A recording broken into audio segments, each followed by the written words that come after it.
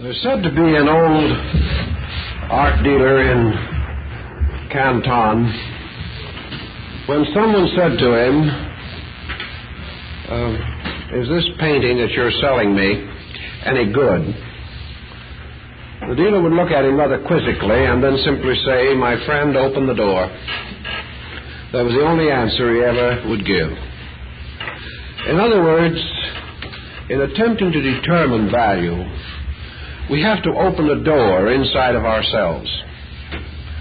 There has to be some way by which we are able to establish value apart from tradition and apart from the simple testimony of our common judgment. There has to be a certain intuiting process go on when we attempt to determine rightness, truth, reality, and fact. Now, there are some facts that are so obvious that through general and common acceptance we are in agreement about them. But even in the world of facts, there are many rather elusive truths that cannot be quickly and easily discovered. To find these, we must learn to use gradually a certain extrasensory band of faculties and powers. The search for value, then, does sharpen our intuition. It makes us more observant of small things. It makes us more aware of those trifles which together make perfection. This power of deeper discernment is not limited to trading in fine arts. It becomes a very useful tool in every phase of daily living. If we are able to instinctively and intuitively grasp value, it will help us wherever we must decide as to the merit of anything. Some people are interested in trying to determine the value of a religion. Others may be concerned with the value of an art or a science, or still a piece of merchandise, or an investment, or the value of an affection or a friendship. All of these values are essentially intangibles. And most values that we know today are subject to imposture. Things are not always what they appear to be. Persons are not what they claim to be. And unless we have some judgment, intuitive in ourselves, our lives are likely to be filled with disillusionments and disappointments and discouragements. The only protection that we have against being imposed upon in one way or another is our own ability to evaluate. Therefore, we must learn not only to recognize value, but we must learn to take hold of it, to grasp at it when the emergency or situation arises in which decision must be made. In the Zen story, the little boy first sees the mysterious black ox that is the symbol to a measure of his search for reality.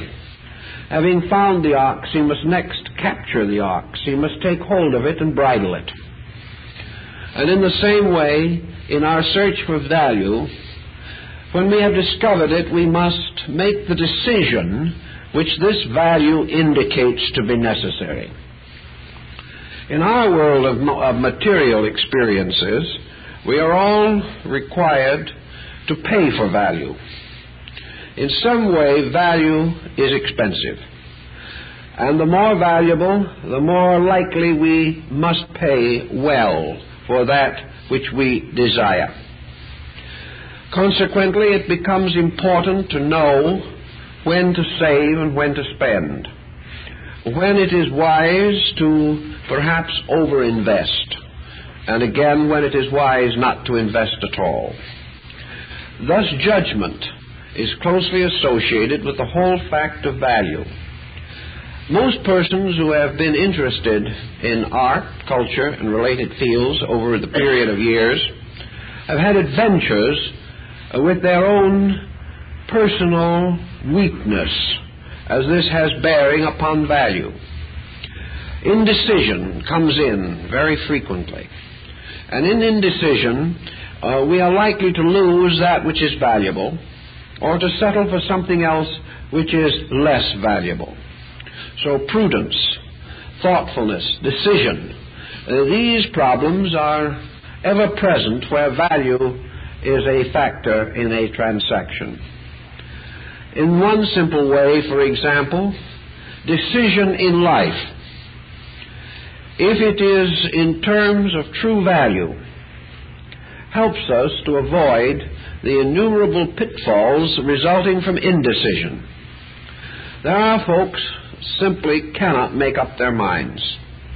They know what they would like, but they never quite have the courage to come to a clear decision on a matter of importance. This decision may involve business or family or friends, but still this decision is lacking. There is a hesitancy. Sometimes this hesitancy arises from an instinctive sense of inability. The person who does not know may hesitate to make a decision in an area where he recognizes that his knowledge is inadequate. Yet in the field of art again, for example, all men's knowledge is inadequate. There is no one who has ever been an expert in art or archaeological research who has been actually able to say that he could certainly be right. There is always indecision where facts are not available. And in most matters of importance and value, all facts are not available. So we must make decision upon some ground. We must decide about whether we will buy or sell that piece of property. We must decide on what we will invest, or whether it is good to change employment at this time. All these decisions must be made.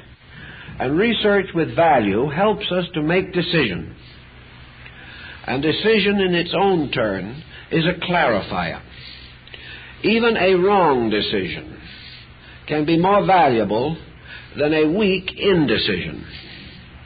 In a wrong decision, we face facts, or facts become obvious to us.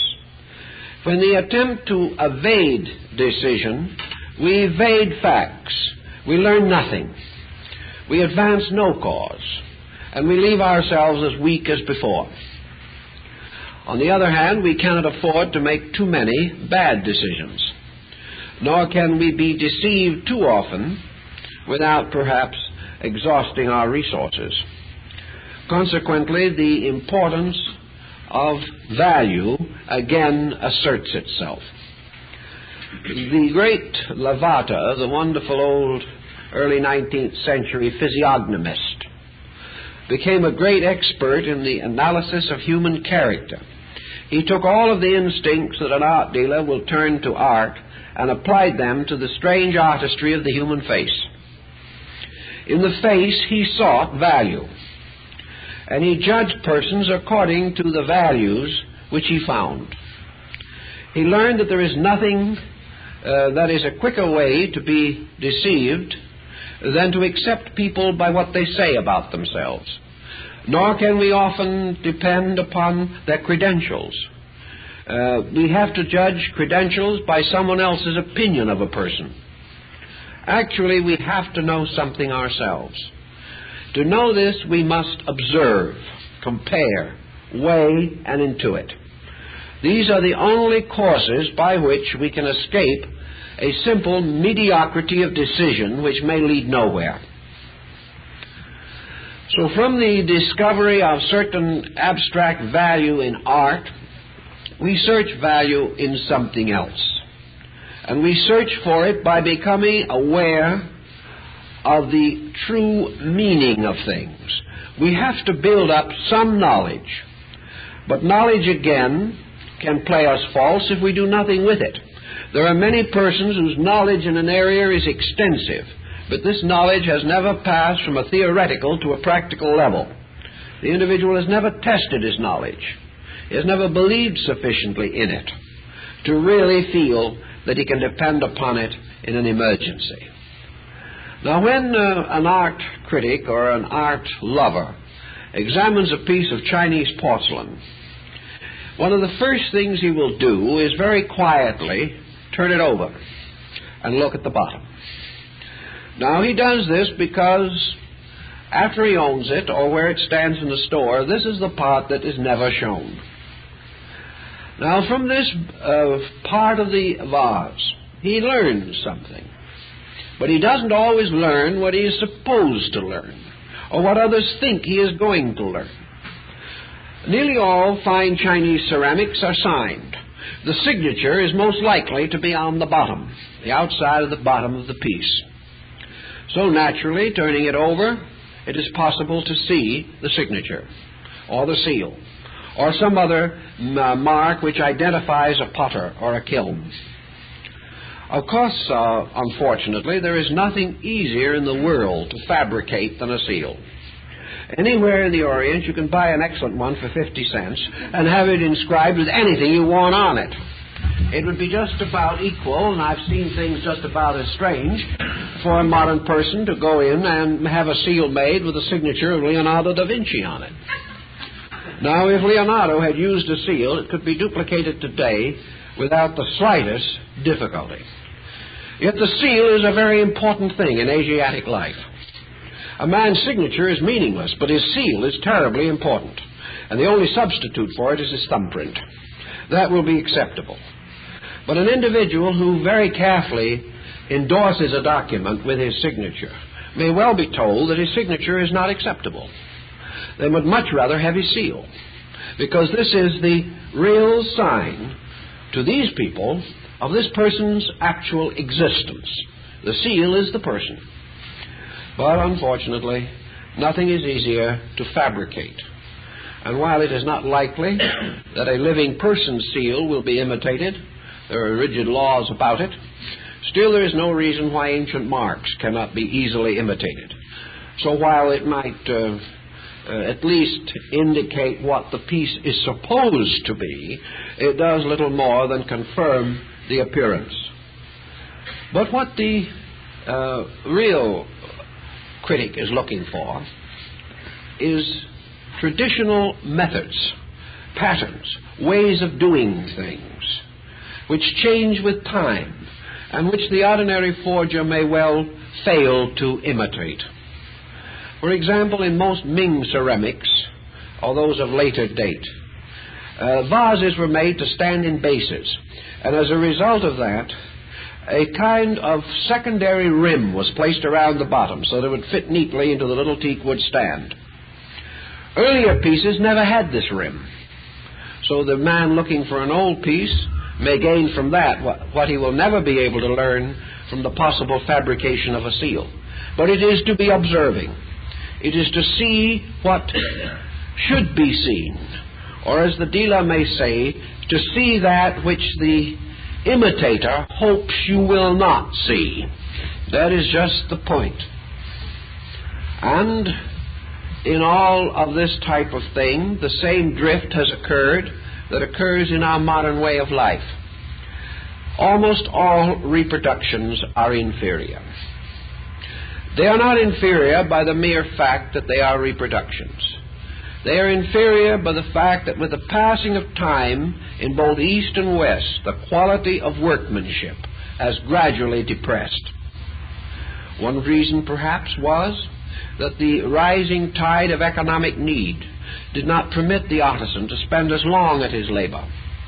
Or perhaps the original artist, like some of the European masters, lived under the favor of a prince who financed him, and therefore gave him complete leisure. The copyist did not have this leisure. He is trying to create a livelihood, and he must do it by in some way cheapening his wares. So the great test of all things is the cheapening or the loss of quality of things. Now we observe this in life around us all the time now. Year after year, a cheapening is going on. The quality of merchandise, entirely apart from art, is falling rapidly. The so-called guarantees and promises have little or no significance. Consequently, the buyer is faced not only with the problem of bewareness, but he is faced with the need for ever-increasing observation in the effort to secure, if possible, the best available product. This means further support to his own resources. If he buys observingly and thoughtfully, his purchases will last longer and his funds will be conserved. Consequently, this continual awareness, this almost subconscious instinct for fineness, pays off even in the most ordinary walks of life. It pays off continuously in preventing us from being imposed upon by secondary merchandise. If we once gain a certain sense of value, we have gained with it the skill to discover a better level of value. We also come, of course, ultimately head-on into the problem of the bargain, whether or not we can hope to get something below its reasonable value. In order to be a smart shopper, for example, a housewife will gradually develop an almost intuitive grasp of value. She may go to a sale where a great deal of merchandise is displayed. She has learned that when these sales are open to the public, a few good items may be concealed in a mass of trash. Much of the goods offered at the sale is not reduced at all. It is merely put in with the other smaller amount of valuable merchandise to increase bulk and to bring sale from the unobservant, from the unthoughtful, so that it is possible for her to go through a stock and find a few things of better value. Otherwise, merely bargain hunting, she may buy the goods at more than its normal retail price. She has to know. There is no substitute for this knowledge. We value this skill where it applies directly to dollar saving. But we also should learn to value it where it applies to character protection, which is one of the areas in which value plays a very important part. We are imposed upon largely because we do not use the faculties and powers with which we have been naturally endowed. The average person today uses only about 20% of his brain potential.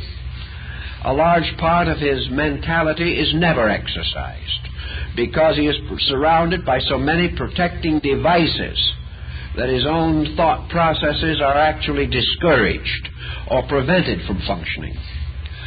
Also, on an emergency, when he needs them, they are available only untrained and without any adequate background and experience in the problem which presents itself. So we have faculties, we have powers which can protect us from deceit if we know how to use these powers. We also have powers within our own minds which will protect us from surrounding our consciousness with non-valuable material.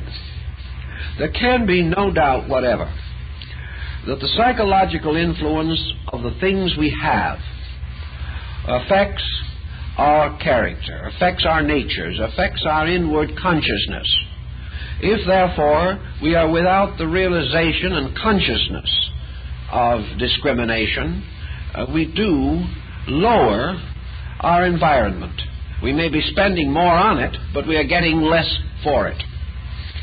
Now, our problem of value was presented to us with stark realism in the recent terrible fires in Bel Air and surrounding areas in western Los Angeles.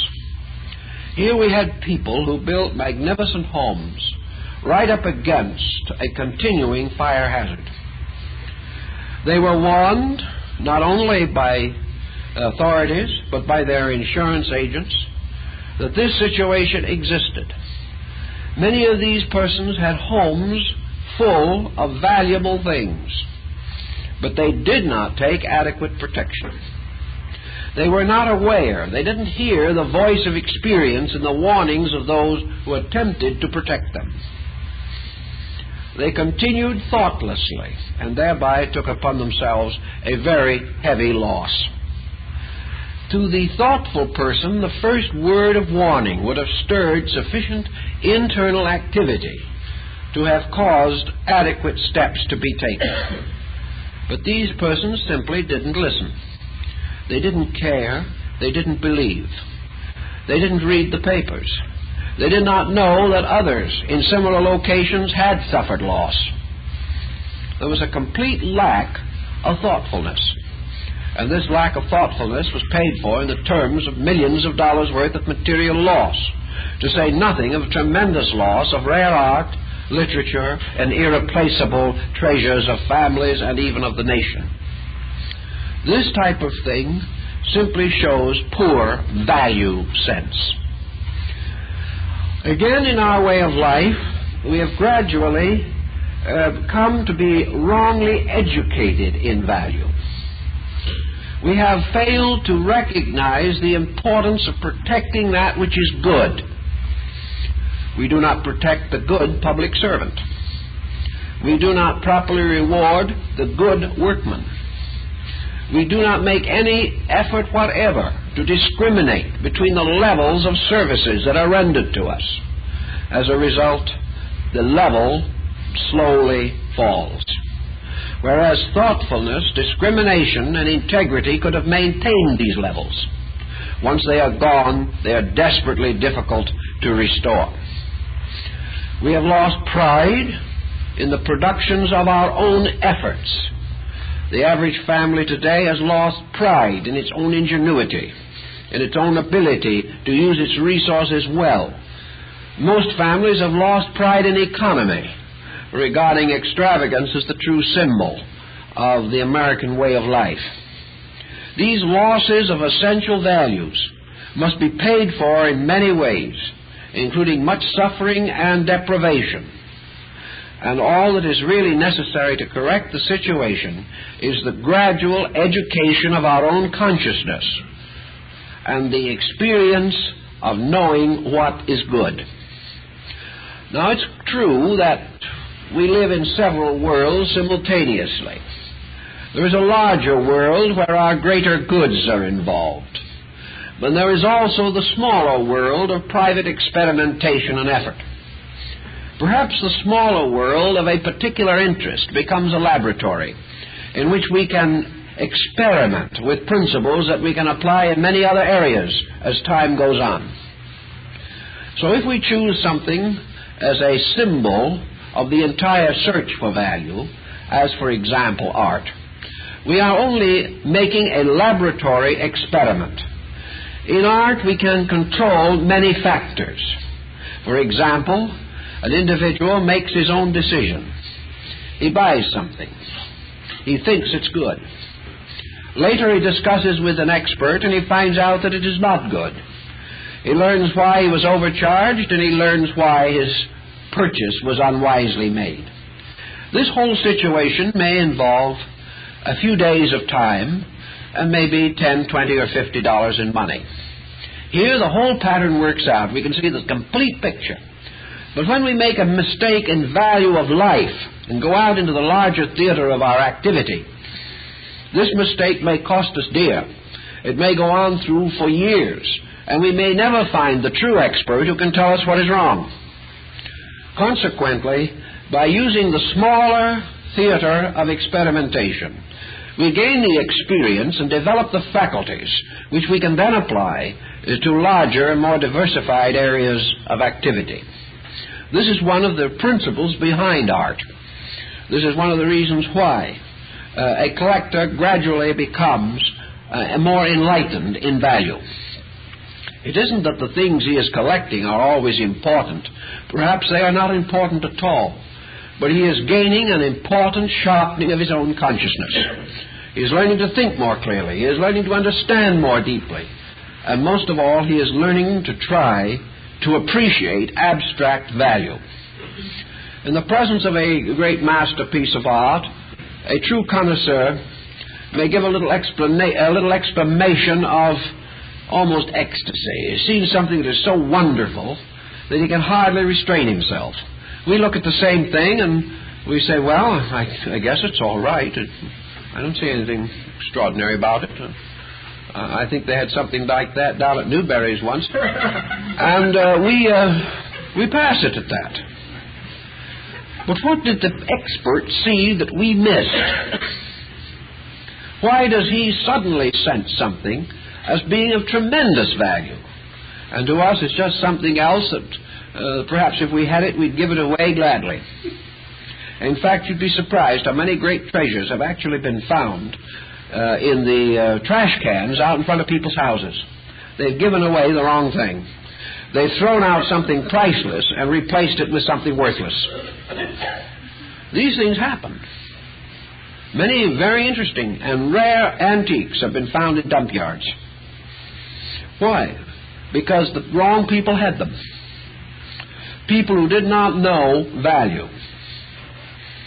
But what is the difference? How can we try to understand what this expert sees that we do not understand or do not comprehend? One thing he must see, or he wouldn't be interested at all, is beauty. He must see important beauty. He must see some form of extraordinary creative excellence, or he would not be moved nor interested. Why do we not see the same thing? Why are we not touched inwardly by the tremendous surge of appreciation that has risen in him?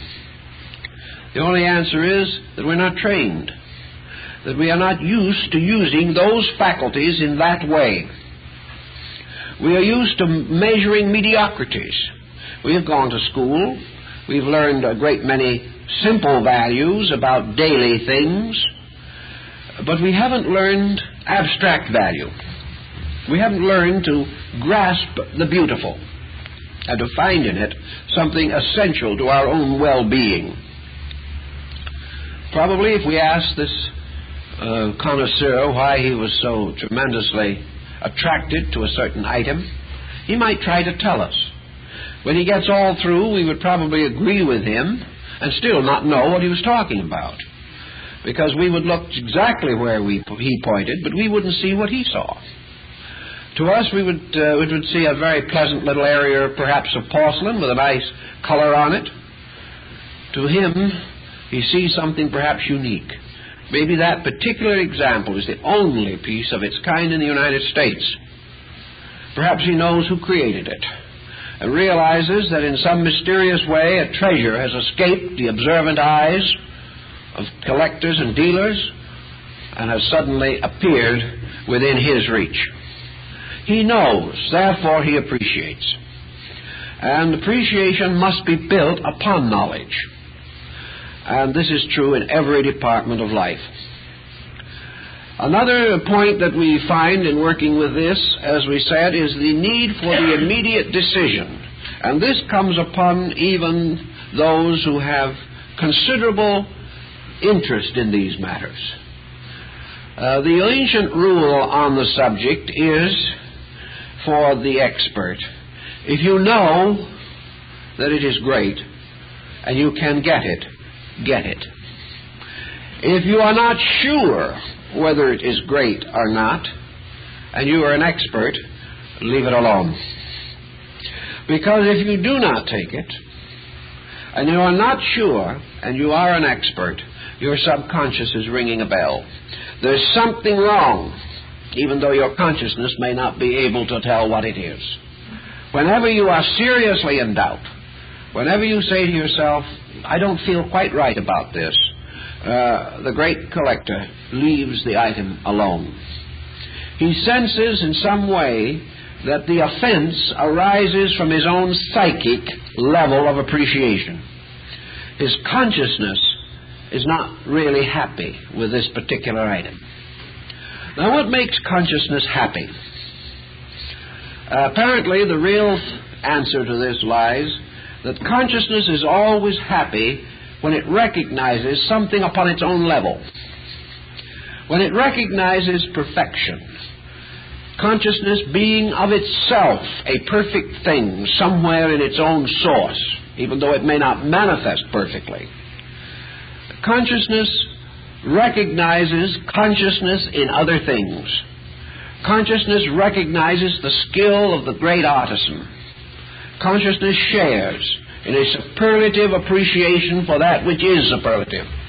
And from ourselves comes a sense of contentment, a sense of justification, a sureness that what we are considering arose also from a great consciousness.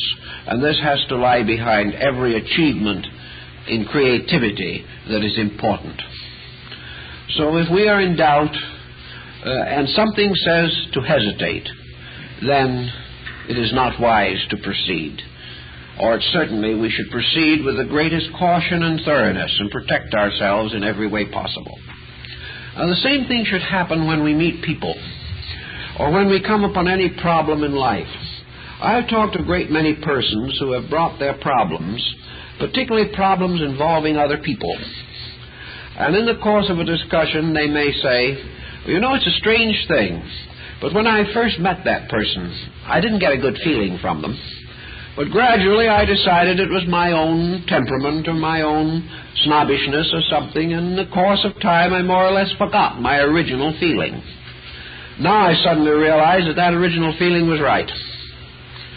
But it is only after considerable time that we get around to the proving of this intuitive flash that we had at the beginning. Therefore, we should always be mindful of these intuitive flashes. Now, there are certain persons who by nature are so critical, they will criticize everyone. This, of course, represents again a total loss of value, and therefore their judgment is not important. But where we have naturally no antagonisms, no antipathies, no prejudices about a thing, yet at the very beginning of it we sense something that isn't right. We sense the feeling that this is not good. Then we shouldn't let the hope for profit or the hope for improved fortune cause us to depart from that which we know instinctively to be right.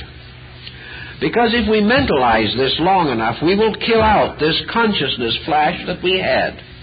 We will explain it away, but we will not change the circumstances. And maybe 5 years later or 10 years later, this intuitive flash will come through again. Now, there are cases psychologically in which this intuitive sensing has gone even further than this. I know one case in which a person thinking of going in business, in a business which would have involved a considerable amount of commitment, had a little of this intuitive sense against the prospective business partner. But because the credentials were excellent, because the man's reputation apparently was above question, the person felt that his superstitions were not proper, that he shouldn't feel that way. He had no reason to be suspicious of this other man. It was just some mood of his. But a few days before the time came for him finally to consummate this business transaction, he had a very important and impressive dream about it. The consciousness which was trying to warn him had not quite gotten through on the conscious level. Therefore, it came out in a powerful dream pattern, a dream of warning that was so real that this person could not resist it, and he did not complete the transaction. And it was very fortunate that he did not, because actually the entire situation was a misrepresentation and very close to outright dishonesty. But the psychic nature had sensed this. Now, how did the psychic nature sense it? Some will say, perhaps, that there was a certain clairvoyant faculty involved, that the person's inner life became aware, perhaps almost a sort of telepathic communication, in which the negative thought of the dishonest person was picked up by the potential victim and saved the victim from the difficulty that threatened. This may be true. There are occasions where this is undoubtedly true. But I wonder if it is consistently the pattern. Because if it was, how could a very intuitive collector have the same feeling, equally strong, and perhaps a dream equally impressive about a piece of tapestry that is 500 years old? We might say that the tapestry was haunted or something of that nature, but this gets the situation into a rather abstract atmosphere. It is far more likely that this person actually saw the fraud, but did not know how to interpret what he saw. That, however, his own subconscious picked up this forgery, or this misrepresentation, and was able to finally bring it through some symbolic medium. Perhaps in this case simply a violent sense of don't buy it, I don't like it. Or perhaps again some kind of a dream experience. There's one case of a dream of this kind in which a man was buying an expensive antique Egyptian jewel or piece of jewelry that was quite expensive. And he actually had a dream in which this figure appeared to him and told him that it was bogus, that it was a reproduction, and it later proved to be. In New York, there has been a plate that's has been distributed among every art dealer practically in the Western Hemisphere. This plate is supposed to be a marvelous vessel from a Byzantine altar at St. Sophia's, a priceless thing. Dozens great collectors and great dealers have examined it. Not one of them ever found out that it was bad. But for some reason, none of them ever bought it. That was one of the peculiar things. Something always happened. The price was high. It was priced in the 5 figures, and well into them. And it was passed on by the experts of every gallery and museum you could think of. But this piece has gone begging for years, whereas other pieces with much less credential have found happy homes long ago. And then all of a sudden the bubble burst and the man who made it confessed. Instead of having been manufactured by some ancient craftsman 1,500 years ago, it was made in the Bronx about 1910. And not one of the persons who turned it down knew this. But for some reason, the plate went begging, although it had enough endorsement to have convinced the greatest skeptic.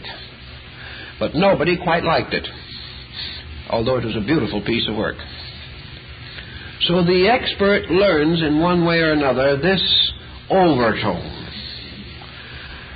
If we could get this kind of instinct into our transactions with people on various levels, we'd have a lot more honesty in this world.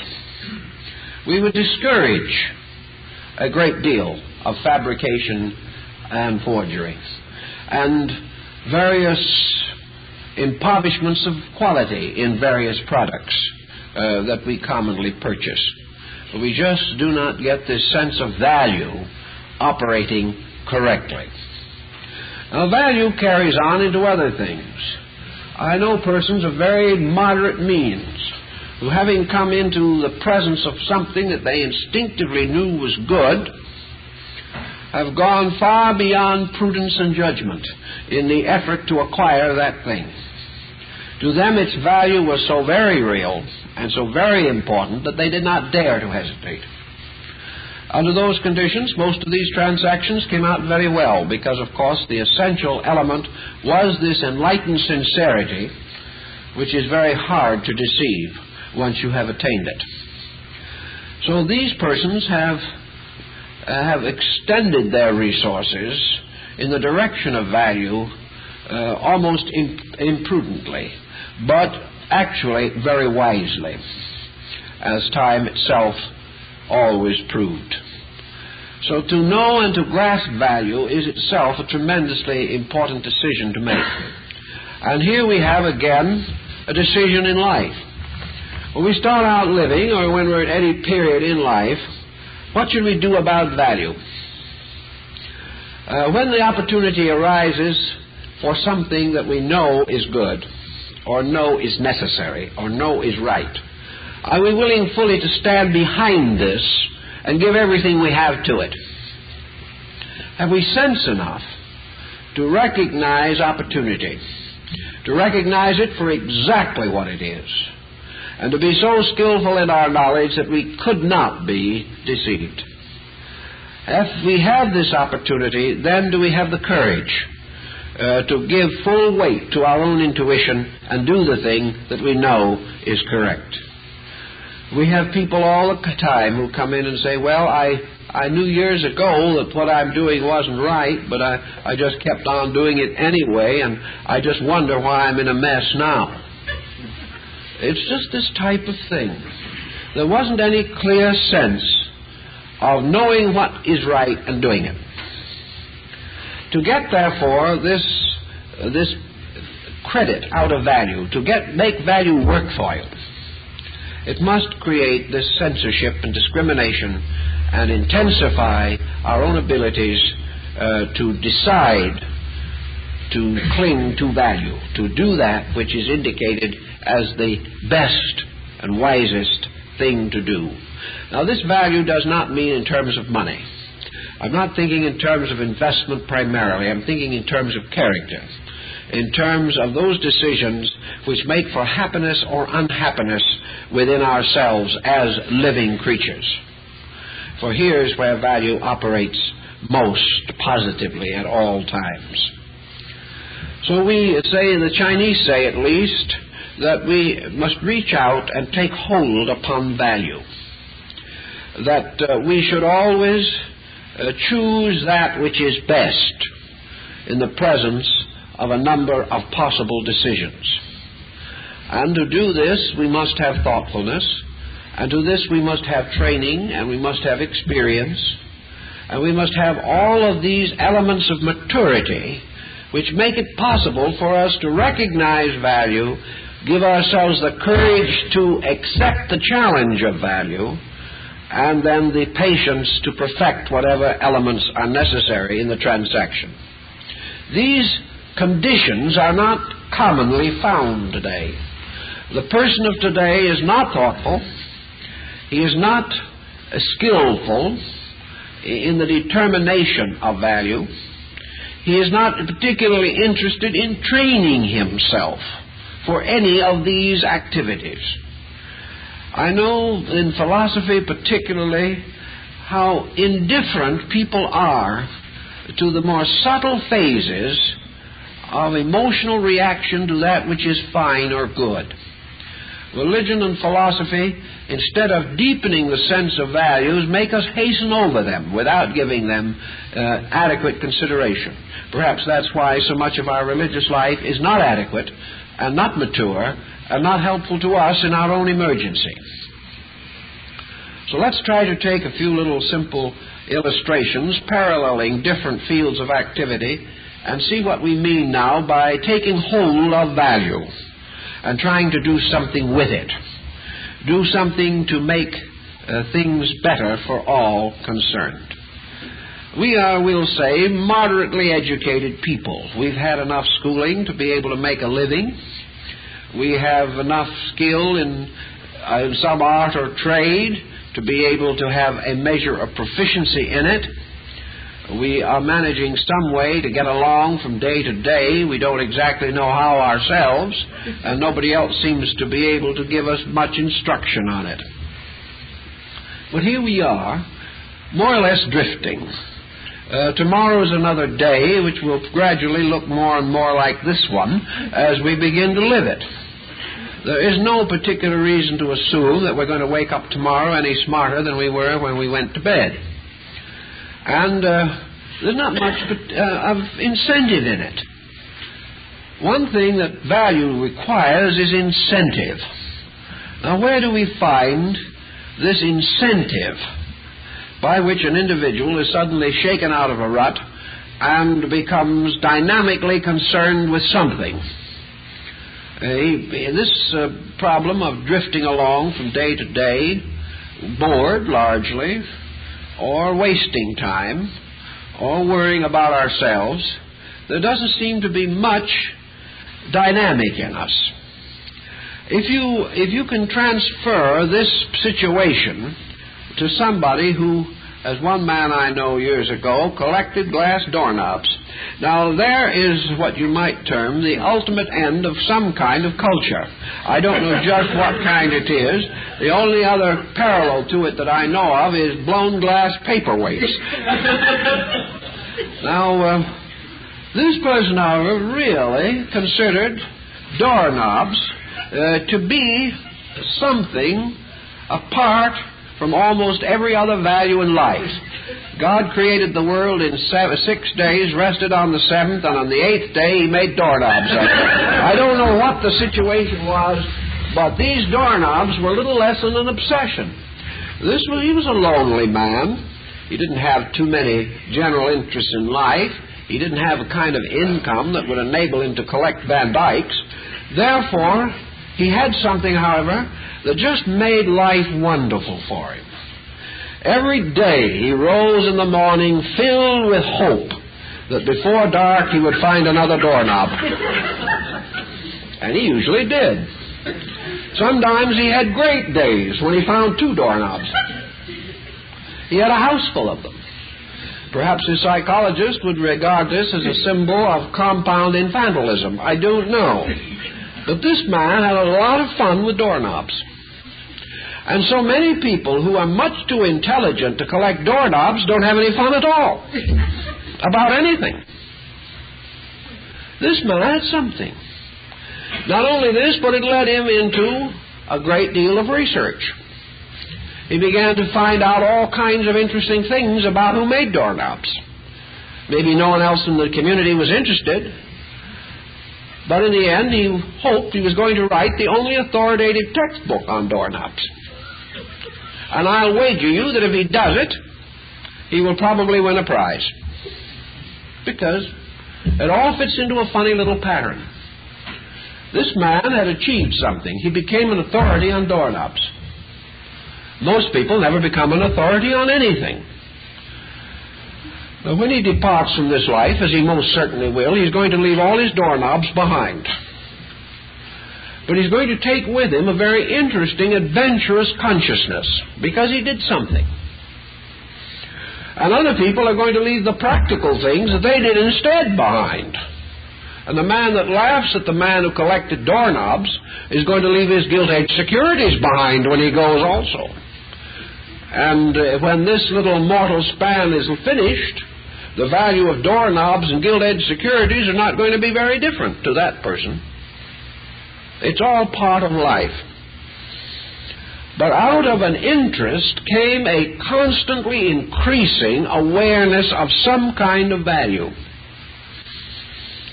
This is important to people because it is one of the few remedies we have for the compound doldrums in which most people find themselves. Now, I can think of better things than doorknobs. I can also think of better things than another man I knew who had about 20,000 different old campaign buttons of Republican and Democratic candidates, most of whom are forgotten. In this collection alone, the names of who might have been a senator or who might have been a congressman are only preserved in just such things as these. No one really cares, but it was exciting to find another campaign button. This person at least was doing something to fight against his own boredom. And regardless of whether what he collected was any good or not, this individual was gradually developing resources of faculty and consciousness. Someday he might collect better things.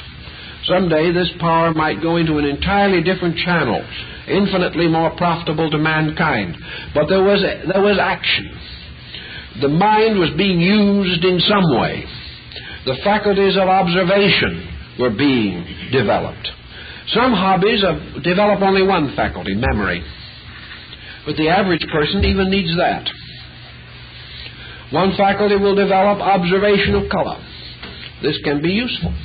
Perhaps someday this person may become an artist. But whatever we do is better than not to do anything. And we must constantly strive to develop observation and reflection, classification. Now, when you start studying psychological faculty problems, for instance, there is nothing perhaps that would seem to be very creative in the collecting of some small, trivial things. For instance, a collection of the coins of Syracuse, these beautiful gold, silver, and bronze coins of ancient Greece. There doesn't seem to be much creativity about collecting such things. If you have the money, the interest, you can collect them. But I've never seen two collectors of these types of things who presented their collections in the same way. The artistry of the collector may be expressed in the magnificent way in which he brought these things together in a wonderful, dramatic pattern. He didn't create the coins. He didn't design them. But he at least knew how to present them in display so that other persons got the maximum impact from them. Another man with just as much money, collecting somewhat similar objects, kept them all in a canvas bag. There was no way. The artistry of the individual does come out. And we have to create it. We have to escape from this absolute lack of interest in anything beyond the daily problem, the daily grind of things. We have to have these positive release mechanisms.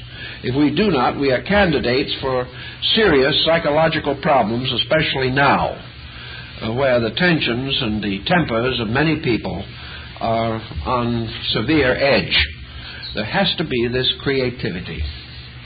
So out of all of this problem, we come up with a luxury factor that doesn't seem to mean anything.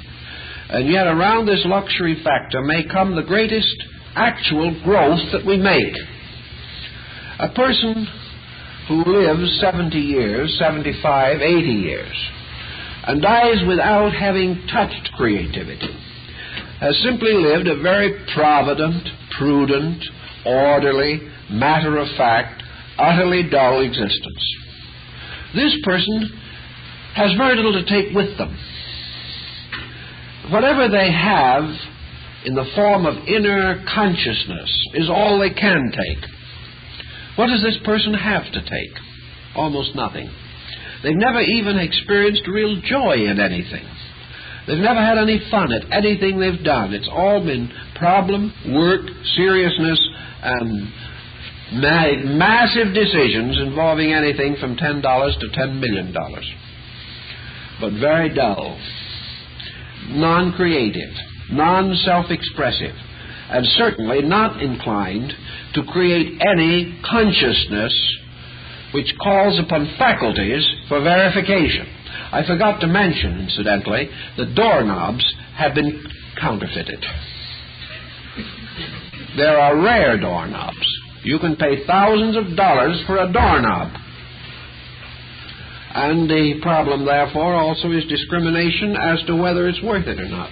But whatever the problem is, faculties are brought into play. Something is stirred up in the individual. He likes something very much. And that is more than most people ever really do.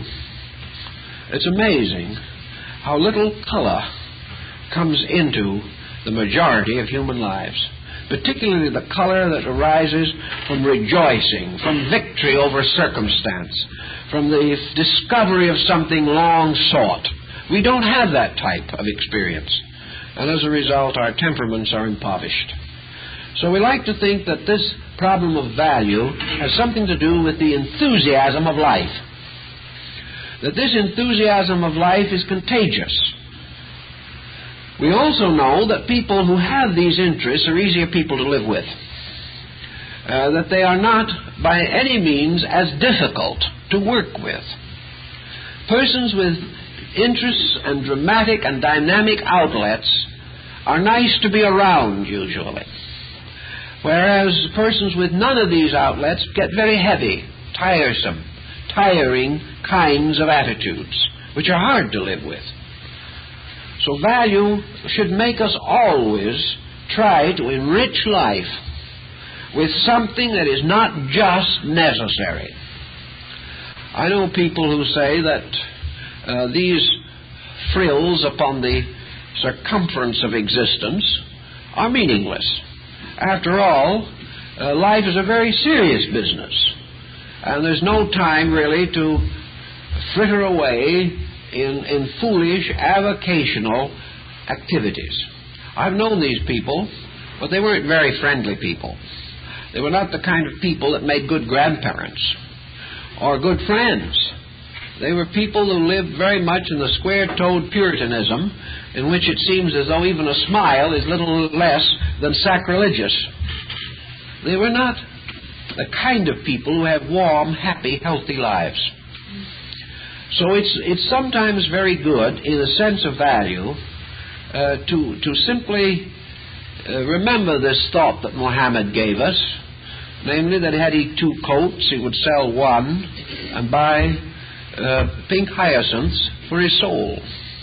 You have to do something with these things for the soul. And the soul wants to be fed graciousness, beauty, charm, perhaps almost childish enthusiasm over something. The moment life loses its enthusiasm, we might just as well lie down and call it a day. It is enthusiasm that makes life. And enthusiasm comes from 2 words, entheos, which means in God. Therefore, the enthusiast is living in God. He is living in some kind of a spiritual state of active awareness. And it's hard to get enthusiasm unless the mind can move out of what we term the necessary into some larger vista which we might almost consider to be an extravagant place to live. But what is extravagance? I think extravagance can occur to a very practical person. I know people who would consider themselves very, very thrifty, who are utterly extravagant. And I know people who would be considered highly extravagant, who are most prudent. It depends entirely on the judgment of another person whose interests may be different.